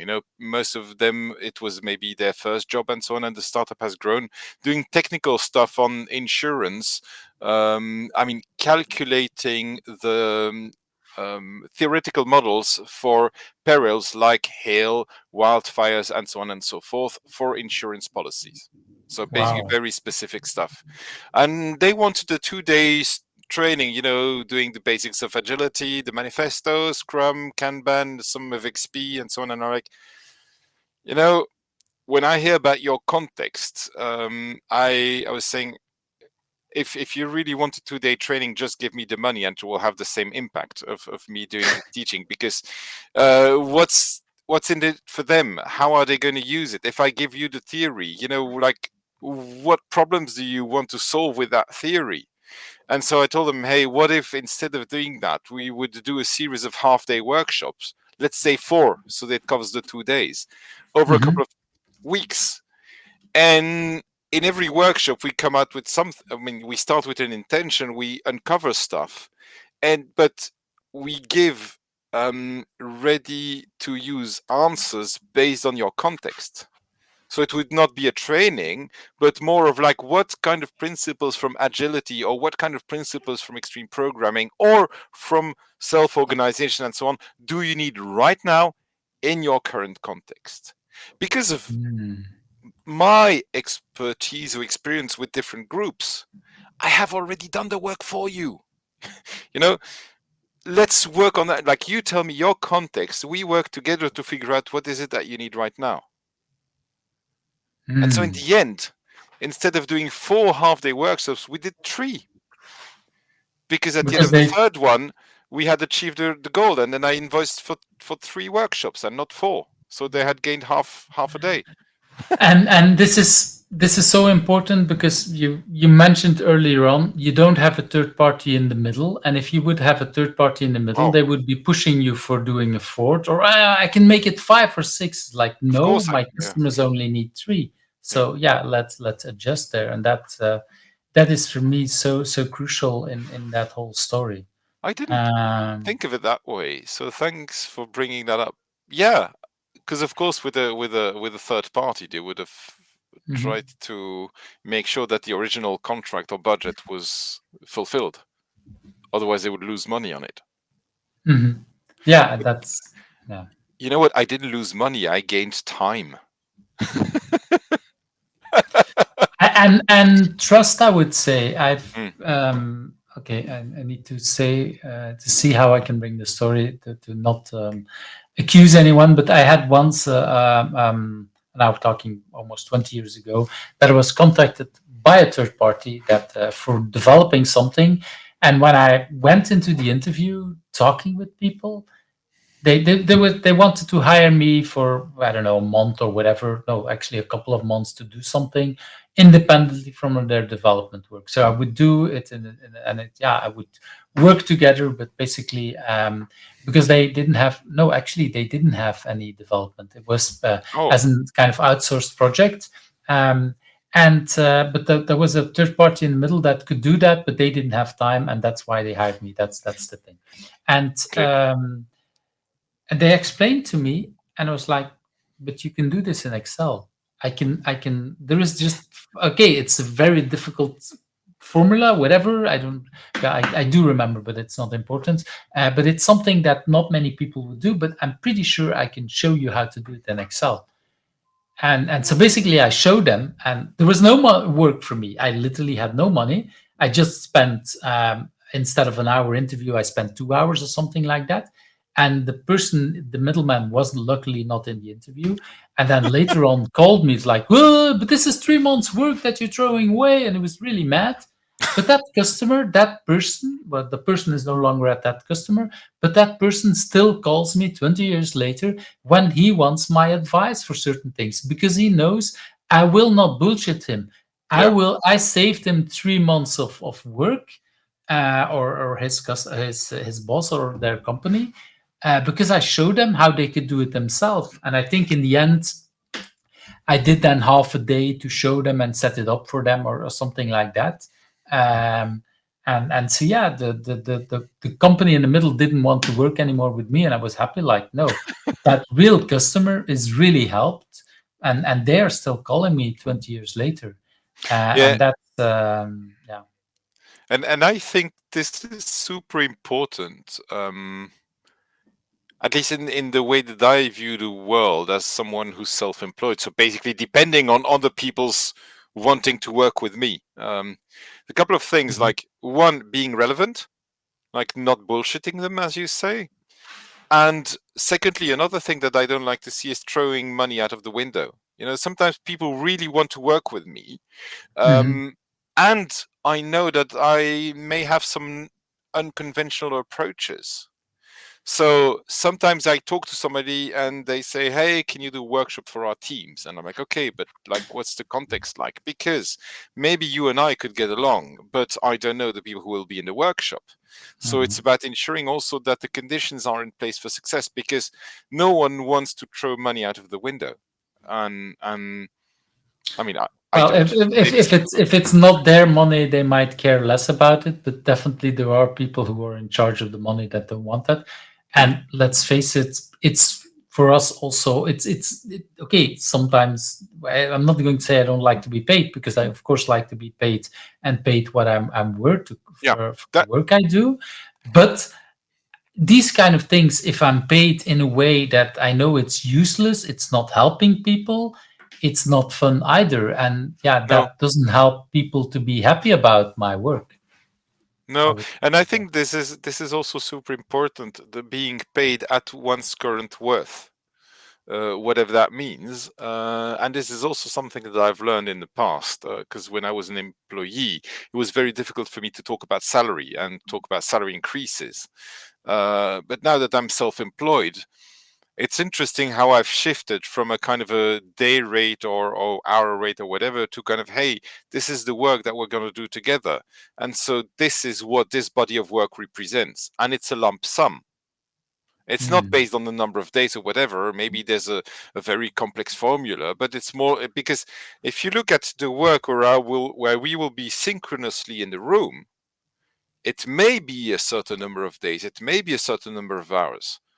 But all the rest that is needed in between the workshops, the preparation, and so on, that's also part of it. And so, and the years of learning to get to that. That's I heard a joke once about somebody that did some work and then invoiced an enormous amount of money, and then they said, "Why? Okay, we want the details," and there was like, "Okay, then it's 10 euros for pushing the button or something like that." Pushing a button, and then it was like 9,000 euros, 9,990 euros for knowing which button to push, something like that. And that's the kind of thing. There is also that part there. Exactly. And okay, I'm exaggerating with large sums, and that was just a joke. But I mean, you were talking earlier about the current market situation, and for people who are self-employed, I've seen some people who have gone into the trap of underselling themselves. But that's a financial risk they're putting on themselves and their family, whatever. To me, it's not about getting the contract at whatever cost. It's not, but it's more about like, hey, do we want to work together, and does it work out? Can we have a conversation about it?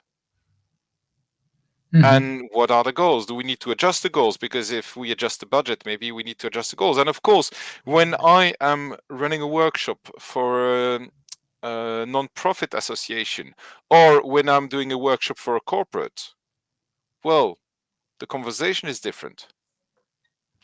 Oh yeah, and it's again, what's the value that it brings to the thing? And that I heard once the thing like, if you would need to fly equipment over from one continent to the other, or you could do it by boat and it's half the price. Does it make sense? Well, it depends on how urgent and important it is. If it's to save someone's life, and if it's arriving a week later, that person is dead, well, send it over in the fastest way. If it's for a project you're working and you only need it in a couple of months, okay, we can do it in a cheaper way with the boat and whatever.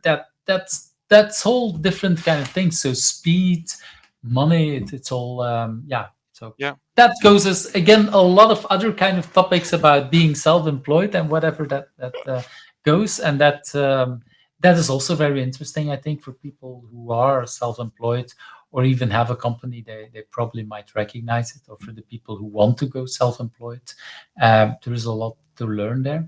Let's move to that next question. And we talked already a bit about the remote work. What have you Yes. learned about remote work?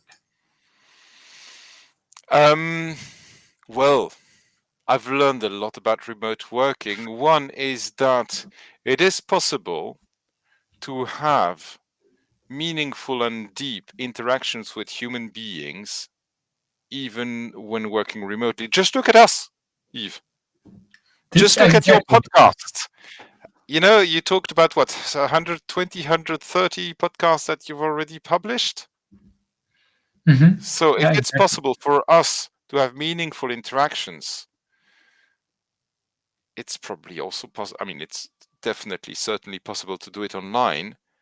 And again, it will also require for me as a participant to let go of, oh, it would be much better in person. Because Mm. in the end, it's all about like how I show up, how we work together in that space. We can have deep conversations. And basically, when we need to figure out how to work together, it's about having that conversation. Mhm. Okay, we don't have post-its, but still I can write notes about what's being said here. For instance, we mentioned a couple of people. I've written their names here on a piece of paper to make sure that I don't forget. But that's the kind of thing.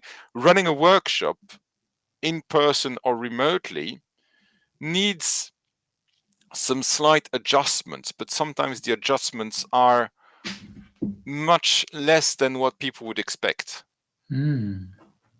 And yeah, we talked already briefly before about, okay, winning the time or going to another country or not needing to go to another country.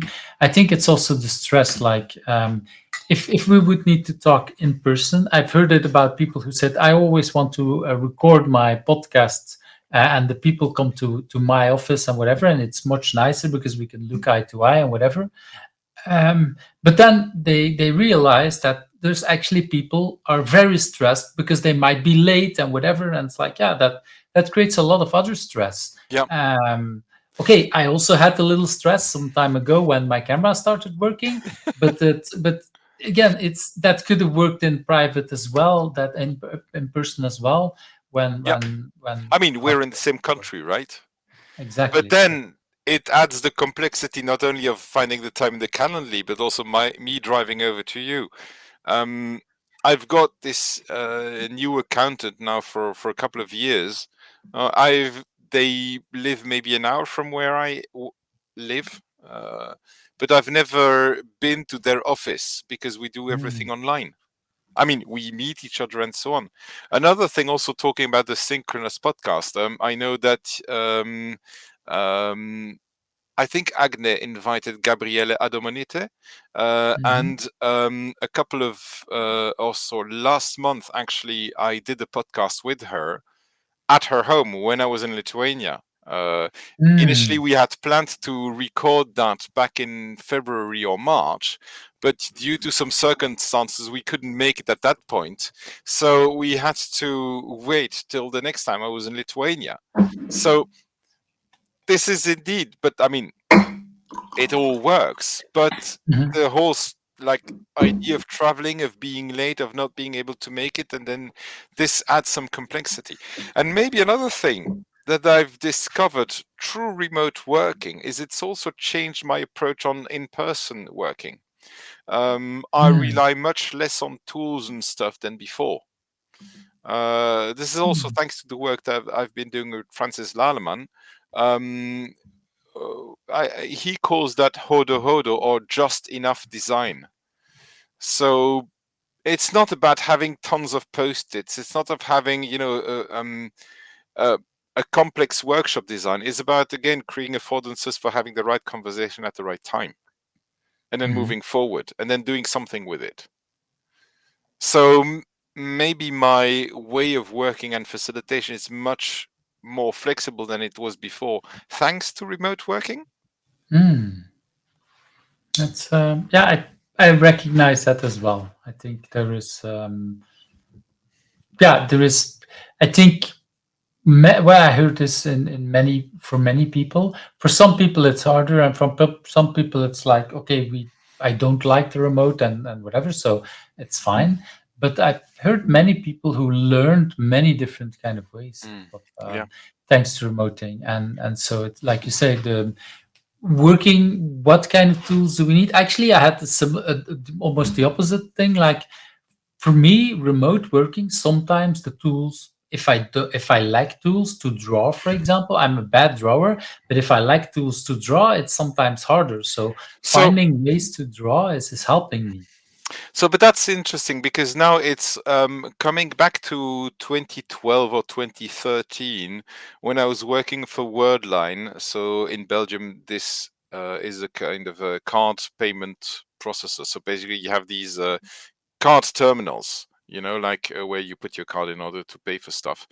And we were at that time having our first project with with an offshore development team. So we were working with folks from Mumbai and Pune, and the only tool we had for communication was Lync, Microsoft Lync, Lync. It's very old. Huh? I think it doesn't even Isn't it work. Q at the end? Or CQ? yeah, QLYNQ. Indeed. Yeah, you see, Exactly. Yeah. it's but It's so long ago. it's so long ago. But the thing is, it was very hard to work together because the screen sharing function had some lags, and sharing a terminal view through Lync didn't really work. We couldn't do proper pair programming with them or figure out what they were seeing due to this kind of delay in the tool. So, of course, tools need to be good. And I think there was this podcast with what's her name again? Collaboration Superpowers. Lisette Sutherland. Yes, Lisette Sutherland. Couple of years ago, even before lockdown, she was also on a podcast sharing that if your tools don't work, you can't work remotely. I I'm gonna write this one down as well and try to see if I can find that one, because that was also very important about like remote working. If you don't have the tools for people to cooperate well, then it will ruin it. I mean, just look at the time it took for Microsoft Teams to integrate breakout rooms, whereas Zoom already had that since 2014. I mean, 2014 was maybe the first year that I used Zoom, and there were already breakout rooms there. So it's all about like learning that. And maybe another thing, and this might be a little spoiler about the book that I'm gonna talk about, because I know this question's coming. But like I did many workshops also, especially in the early weeks of the lockdown, which were for free at first and then pay whatever you think is fair, and centered around the use of stories and fairy tales. And I had people from all over the world, like from Latin America, from North America, from Asia, from Europe, and sometimes also from Africa, connected together to share stories and share their experiences about that. And that was actually very, very powerful. And again, the structure was minimal. One story, 2 hours, and some people. Yeah, and all important aspects. I think that's indeed the thing, and that works remotely just as well as physically, in a way. Let's indeed talk about the book that you want to talk about. So, nice introduction for this question. Okay, I think I prepared it here. So a book that I have read and I want to talk about. Sorry, it's not a business book, or maybe it's the most important business book ever. Which is a classic fairy tales by Hans Christian Andersen. And I have this version of it. So there's multiple covers. I literally, I think I had like dozen covers that I need to decide on which one I will show. Yeah, and you have a different one than the ones I selected, so that's nice as well. So why is that for you the most important business book? Flashback to March 2019. and the Scrum Exchange. So Tobias Mayer has been a guest on this podcast already, and so he organizes the Scrum Exchange in London. So back in March 2019, I decided to go to the Scrum Exchange. For people who don't know what it is, it's a one-day open space where, of course, because it's open space, anything can happen, and whatever happens is the only thing that could have happened. So taking the Eurostar from Brussels to London is easy, and I think before going to London, I was having some work with a client close to Brussels North. And those who are in Brussels or work in Brussels may know that there's a Waterstones bookstore not far from the Brussels North station. So if you don't know, now you know. And I'm a kind of a book nerd and story nerd. And then I saw that book and I really fell in love with the illustrations. Also, it's kind of a reproduction of like the old, and original illustrations and so on. So I decided to buy this because I had a long train ride. And once into the train, the first story that I read is The Emperor's New Clothes. I don't know if you're familiar with the story, Yves, but even if you are, maybe some people here are not familiar with it. I'm going to tell it in a kind of a short version. You've got this emperor who is just crazy about clothes. He wants to put all his money into clothing. And then some swindlers arrive in the city. They know about that. So they go to him, they say, my dear emperor, we've got this strange cloth, this magnificent cloth that has a special power. It is invisible to the people who are stupid or the people who can't do their work properly. And so the emperor thinks, oh, what a great idea. If I get clothes like that, I will immediately know who around me is stupid or can't do their work properly. So he orders them to create clothes for him using that cloth. Of course, there is no cloth, so they pretend working, they get a lot of money. And then the emperor says, let's send my old minister, trusted minister, to see how the work is going, because he didn't dare to go himself. If he didn't see anything, he didn't want anyone to know that he's stupid. He sends the minister. The minister, of course, sees nothing because there's no cloth.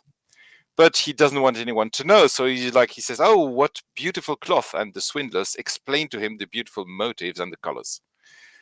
So the minister comes back, tells to the emperor, magnificent cloth, explains the motives and so on. And after a couple of weeks, basically the whole court goes to see the progress on the clothes. No one can see anything, but because they know of the special powers of the cloth and they know that some people see it, everyone says, oh, this is really beautiful. And so the emperor wants to put them for the big procession. Okay, more money, more work. The clothes are ready. He's ready for the big procession. He takes out of his clothes and he puts the new clothes on, who don't exist, of course. And everyone marvels at the beautiful clothes of the emperor. And they're ready for the procession. They go through the city. The whole city shouts, oh, beautiful clothes, because no one wants their neighbor to know that they're stupid. Until a little boy shouts, but that guy's naked.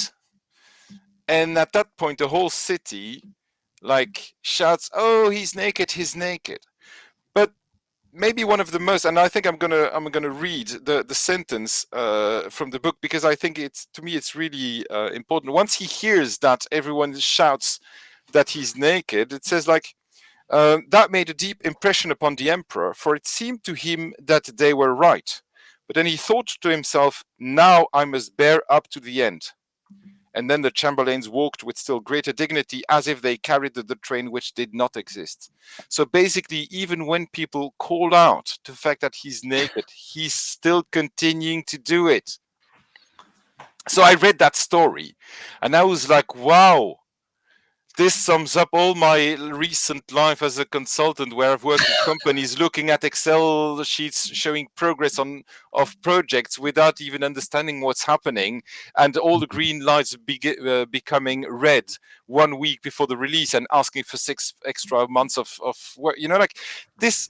I saw so many parallels of the work that I've witnessed that I thought, actually, this is a business story.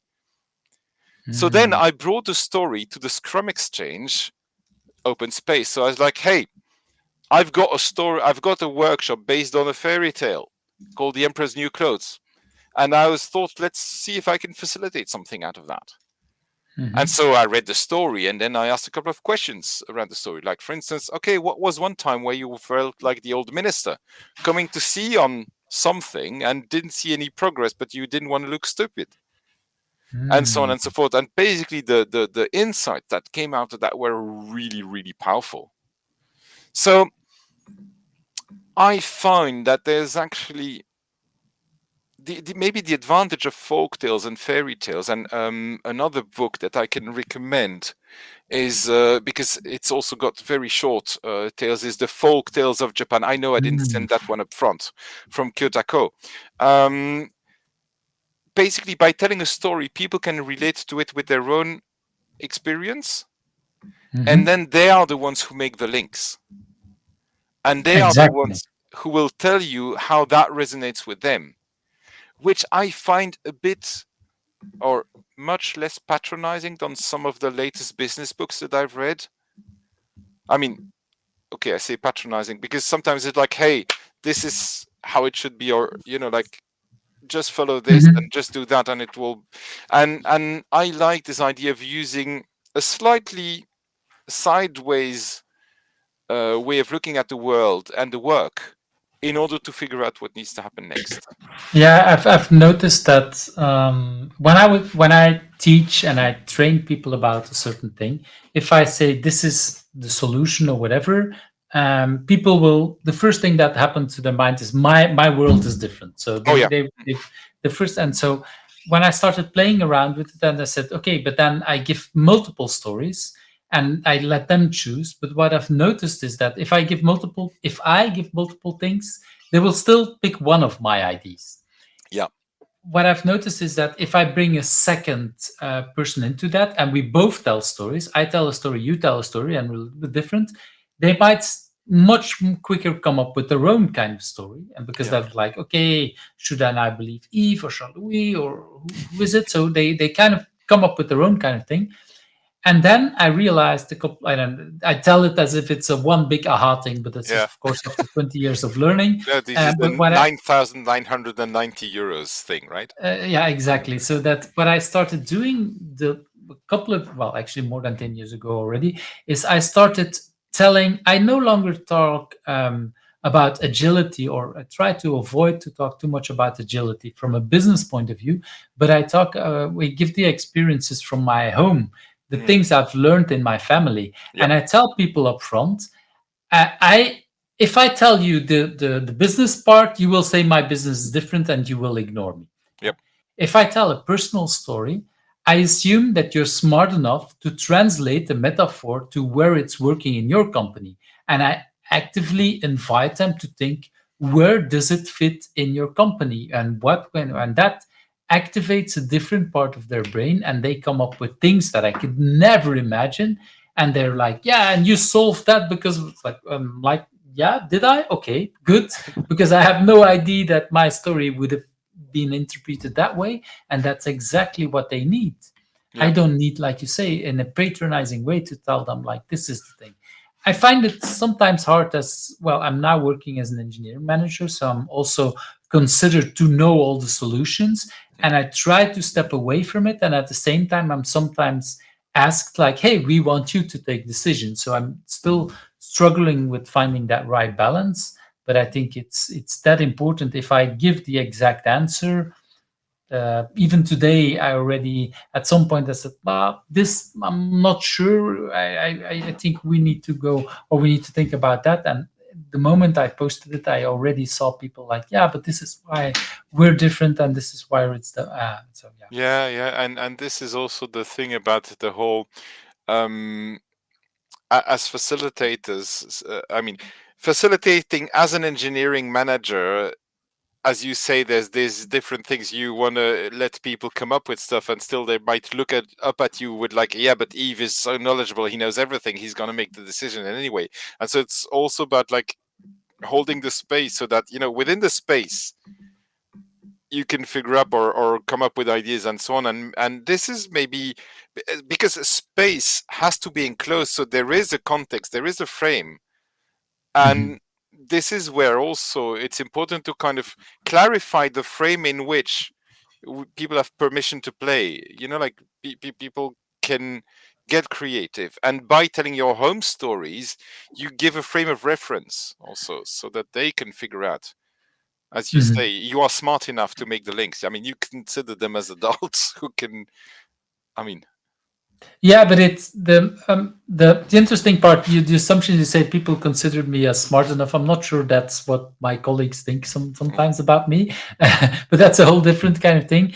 But the hardest struggle, I would say, for me is that I give them the power to make decisions, but also the responsibility to take that, and that is sometimes depending on where people are coming from. I've worked in the past with people who have a hard time because they were in an environment where they're not trusted. And when I would give them the space, they felt very uncomfortable because they were given power that they were never given. And I've been literally begged by people, if take that decision because I can't, I have no. And so, yeah, yeah, then I've learned like, okay, how could I make it more safer that they dare to take some decisions and that they can build their trust yeah, in themselves, I would say. yeah, and it's a complex thing, because also based on how people view the world. Like if I expect solutions to come from management, if I'm somebody who believes that, well, why would I ever be contributing in a workshop? Because in the end, it's management that's going to decide, and that's the thing. But if I believe that people can contribute, and like, I will participate differently.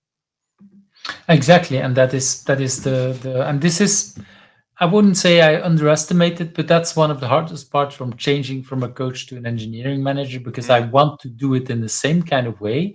I can still be accountable and responsible for many things, but I do trust that I wouldn't call them my engineers, but the people who are in my teams, that they are much smarter and closer to the problems, that they can solve it in a much Yeah, better way than I am.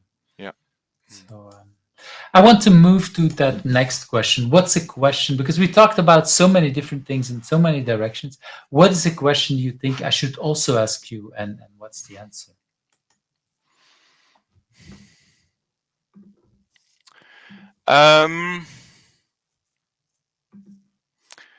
Another question that you could ask me is,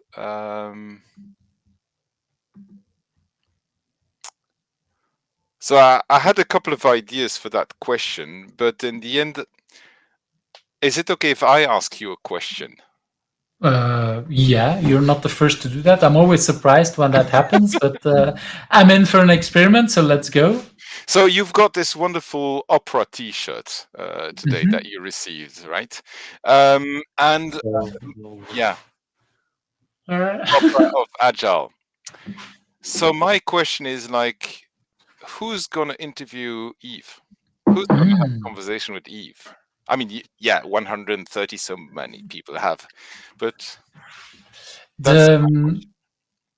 it's a wonderful question. It reminds me again. I talked already, or I mentioned him briefly. Jerry Weinberg, when I originally created the book version, and asked who to invite. He invited me, and I was at first I was like, "No, that's not the goal. I want to have other people." And and so I didn't reply immediately. I think I let it go for a week, or I don't know, a couple of days, and I thought, yeah, indeed, it's good to invite. Um, I'm not sure if I want to do the same thing, because I already feel, and I will explain why. Because at this moment, I'm already feeling it's a hard balance between adding not too much stories. I want to add my own stories, because it's about that bond and that connection. So you share a story, and that triggers me to other things, and so I have the feeling I've shared already so many of these things over the 130 Mhm. interviews that I've done. Sometimes it's the same story.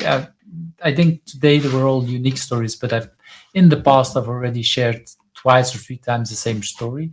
Um, I have the feeling that it's not needed, but you do trigger me, so I will do the same thing as with Jerry. So I will think about it, and by the time I publish it, I will see if if I will invite or will ask someone to interview me. There is actually it actually brings me back to one of my current struggles. I love doing this. I love interviewing, but all the extra curriculum by the editing and whatever, that takes a lot of energy. So I've been looking for a couple of years. Can I find a team around it? And there's a couple of people that want to help out, but in the end, it's really demands a lot of time. So nobody has stepped up yet, except for one or two people that said like, I want to do the interviewing for you. And that's like, yeah, but that's the thing that gives me most energy. So let's not take that away from me. But I might actually ask one of these people to do that conversation with me, because that might be a good question to do that. So that you triggered me on something I totally didn't see coming. I like that. I really like that. Thank you for your answer. Well, you're welcome. I like that. Like I said, it's triggering me. Well, we talked about inviting people. So, who would you invite to? Who should I ask next? Yeah, so in full disclaimer, I've already shared many names with you, but just recently I thought of somebody else to whom you have not maybe received a name yet. So, because I think I sent you a couple of names, but there's one person I would like you to invite, because I'm curious what he may say about this. It's Remigius Pielikis, and so he's from Lithuania, and he's the one person who brought me to Lithuania at the first agile tour I went to in 2019. He's also a city tour guide, and he's got many interesting views on agility. So now I'm taking you off guard, because this is a name you haven't prepared. No, it's interesting because you for the people who are not here or who are here listening, I think, Charles-Louis, you shared probably about 10 names of women all around the world in many different kind of things that you've met, and then that was before we could figure out the time to do it, and then when you accepted this time. When you proposed the time and accepted, then you added 2 more names, and now you're adding one other person. So that's really wonderful. But this is, well, for me, it's nice if I can show pictures and everything, but that's not the end goal. I think the invitation. So when you say this person invited you there and is a tour guide and all these kind of things, what is something what makes you trigger you to invite him now? So the reason I want to invite him now is maybe about this whole because I've had many conversations with him also about agility and stuff, and the whole thing that we talk about this bragging and sharing stuff. I would love to hear, so in a kind of very selfish way, I would love to hear what he would reply on all of those questions, because I'm sure it would be very interesting. And he's a great. I mean, like two of my best friends. You know, it's like maybe my first very good friends from Lithuania. One you also know is Ornela Vasiliauskaite, who was also on this podcast, and so the other one is Remigius. So they're like very meaningful to me, and also in the way that they view agility and so on. So like that's my reason and my trigger for just adding yet another name on the list. But I think it's probably one of the most used reasons, and it's not always expressed in the podcast, but indeed for many people it's like, oh, I invite this person because this person is really good or that, or I admire for this or that. But the message behind is almost always, and I would love to hear these answers, because that is what the stories are bringing. And yeah, like we've talked already about stories, we shared stories, different kind of things, and that is indeed for me what this podcast is about. it's the stories of the people behind, if I call it now a little bit unnice, maybe, like there is the brand Charles-Louis and there is the person Charles-Louis, and it's the stories that are making the whole person, I would say. And okay, in the workshops and everything you do, there is a brand, and that's why people invite you, because you have a certain name and whatever. But I'm, with this podcast, a lot more interested in the person behind and the stories behind, and Yeah. that's exactly what we did so far. um, do you still want to add the other names, or Yes, the thing is, I have not done my preparation. I don't have the full list of all I the can people that I the that the I, but the the, names. the women, I don't prepared all the pictures, to be Yeah, honest, because you send it over a couple of months, multiple people that you personally invited and added me in copies, so I think they yeah, already know.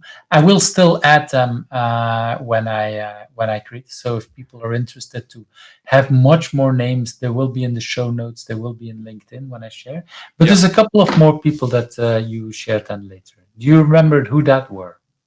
So, not yeah. Of course. Now I remember two men. So indeed, I shared a lot of women also over a couple of months, but two men. From the, I mean, they are currently in the UK. One Mhm. is Haroon Khalil. And I think that's Harun. Yes, that's him. That's Haroon. Hello, Haroon. Hello, my friend. There you go. You're invited to join the podcast. And And so why do you want to invite him? stories, because he's got so many stories to share. And even in December, I mean, he's already run a couple of times, but I know that in December he's organizing a story workshop around leadership, the story of Moses and leadership. So Hmm. using a story from religious origin to talk about leadership. So I've registered to that one, kind of looking forward to it. And like, he's really somebody fantastic. In he came to Belgium in January to go on a visual facilitation training, and he took the opportunity to visit Brussels with his wife and his daughter. And he said, like, hey, is it okay if at the beginning of the class I come into the training with my daughter, because we've got a younger child and so on. And so like, my wife would take care of the younger child and I would be with my daughter in the class. And I'm like, yeah, of course. And so like, this whole thing of, you told also about bringing kids, your kids, Hmm. in your workshops, in conferences and so on. And I think, bridging back to, I'm more interested into the person than the brand, or how they all go together. I think Hmm. it's really wonderful to, because in the end we're all human beings, behind the brand or behind whatever. We all have families. Hmm. We may not have children, but we have parents and maybe siblings. Like, we are all part of a network of individuals that run around us, and so that's very interesting to kind of learn. So yeah, again, really the stories of Haroon, and I'm sure it will be amazing. Hmm. There's It's another person. Yeah, sorry. yes. So yeah, but that's indeed why I wanted to go. So do you remember the next person? Yes, and the next person is called Simon Reindl. And I think Yes. that's Simon. Yep. Yeah. I didn't So check the pictures up front, so that's always a risk that I took the wrong picture. But if there is a person, especially with Simon, that might be a name that is a little bit more common. yeah. But still, why should I invite Simon, or why do you want to invite Simon? So, I mean, I will repeat myself about the stories. I mean, he's got a huge expertise in the whole doing the work kind of thing, and really in the complex situations. Um, Vast knowledge of Scrum, like, not in the dogmatic way, but really in the way that the process can support the work. You remember in the beginning of this podcast, we also talk about how complex processes can sometimes stifle and prevent the stuff from being done. And he's really looking at the process as a, I mean, in my understanding, he's looking at process as a way of supporting the work being done, and also the no nonsense or no bullshitting kind of way. This is something I really appreciate about Simon, about this whole, like, hey, we'll do it that way, because if we don't, well, whatever. So I'm putting words in his mouth there, but We'll hear what he has to say, or I will hear it, and you will hear it as well if you listen, yeah, of course. So thank you for bringing. I would say also thank you for inviting a enormous amount of because I do remember at the beginning when you didn't have or we didn't find the time to meet, that you kept sending me a lot of names like, oh, but invite this and this and that. Like it kept coming. It was really wonderful to feel that support. Some of these people, like you said, I've already talked to before we could find some time. And I've enjoyed all of these conversations. Some of these are still need to be scheduled or are scheduled and not recorded yet. But it's been wonderful. Just like, again, talking to you tonight. It's been a wonderful conversation. I was afraid it would go over 2 hours, which it did, but not until 3 hours. So that still is, I think, a nice way to keep it contained, or I think it's a nice way to keep it contained. For the people that don't know you or that do know you but do want to reach out to you and find you, what's a good way to reach out to you? The easiest way to reach out is on LinkedIn, and so how my name is you've got the URL there. I got it there. Yeah, Exactly. there you go. Got it. So, that's why, and it will of course also be in the show notes because of that. Because I think indeed with LinkedIn, you were one of the lucky people that could get the full name as your URL. Not everybody has that opportunity. But that's nice. Now, I really want to thank you. It's I think the weather is also better than when we started recording. If I look outside, there is sunshine. There was less sunshine when we started, so that's one of the strange moments. Usually, it's getting darker by the time it's finished. So, yes, but now it might actually be that we're going to summer. So this is I'm going to share a very short story. Last year, when I had a friend come over from Niger, and we had invited him over for dinner, and he's like, yeah, I've got this workshop the next day. And so we were outside having dinner and having conversation. At some point we say to our son, hey, it's time to go to bed. And he's like, hey, what's it? It's not time to go to bed. The sun is still high up in the sky. But we were like, it's already almost 9. And he's like, what? It's 9? What's the sun doing so high up in the sky? Because when you live on the equator, in the the sun is always like at 6 or 7, the sun comes down. So like the whole, we see that we're into summer, but sometimes it's also like he had a whole different expectation of time based on the sun. So and that's, I think, well, many of us had a similar kind of experience when our children were young.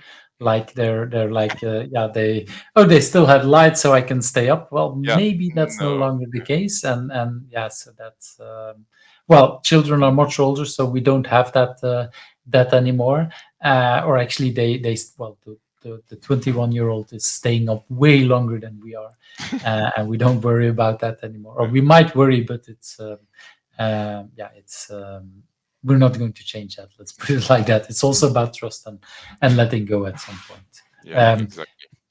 Wonderful end story, I would say. Wonderful time that I spent with you.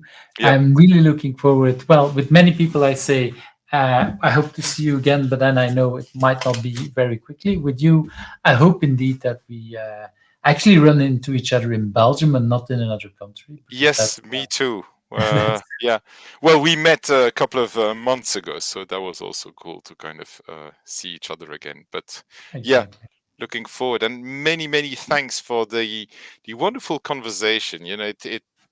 It felt really like I was in the flow during the whole time. So thank you, Yves. You're really good at that, and I appreciate you for that. It's something I've kind of discovered doing it, because I knew as a coach I was not a bad listener, but before I was coaching, I did some therapy training where if I compare myself to everybody else who was in the therapy training, I'm awful. I'm a bad listener because, of course, that's what these people do on a daily basis. But yeah, I realized that doing this podcast, that actually I'm not bad at that, and that I've grown a lot in these kind of things, and that's another side effect that I didn't see coming when I started it. So that's indeed nice to hear when people like you, Tobias Meyer, said the same kind of thing, and so yeah, it's really wonderful to hear that as well. So thanks for that. My pleasure. See you, Yves. Thank you for watching Who's Agile, where the stories of agilists come to life. I hope you liked today's interview. Subscribe if you're not subscribed and want to get to know other agilists.